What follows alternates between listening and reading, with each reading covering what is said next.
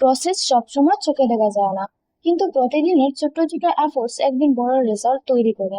আজ আমার 30 দিনের চ্যালেঞ্জের ডে 14। 14 দিন আগে যখন শুরু করেছিলাম তখন হয়তো ভাবিনি এই জার্নি আমাকে শুধু নতুন স্কিল শেখাবে না, নিজেকে নিয়েও অনেক কিছু শেখাবে। কখনো মোটিভেশন থাকবে, কখনো থাকবে না, কখনো রেজাল্ট আসবে, আবার কখনো মনে হবে এত চেষ্টা করেও কিছু হচ্ছে না। কিন্তু আজ একটা জিনিস বুঝেছি, slow process is still process. সব দিন বড় কিছু করতে হবে না, কখনো শুধু হাল না ছেড়েও আবার চেষ্টা করাটাই অনেক বড় অ্যাচিভমেন্ট। 14 দিন হয়ে গেল, হয়তো এখনো আমি আমার গোল থেকে অনেক দূরে, কিন্তু আগের থেকে আমি এক ধাপ এগিয়ে। তাই আজ নিজের কাছে আরেকটা প্রমিস, কম্পারিজন নয়, কনসিস্টেন্সির দিকে ফোকাস করব। Day 14, trust the process, keep moving, keep growing.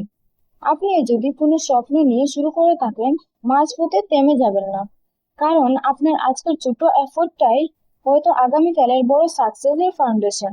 30 দিনের জার্নি চলবে, আপনারাও পাশে থাকবেন। আর হ্যাঁ, যদি আপনারাও কি জানতে চান কিভাবে, তাহলে এখনই আমার কমেন্টে স্কিলস লিখে যান।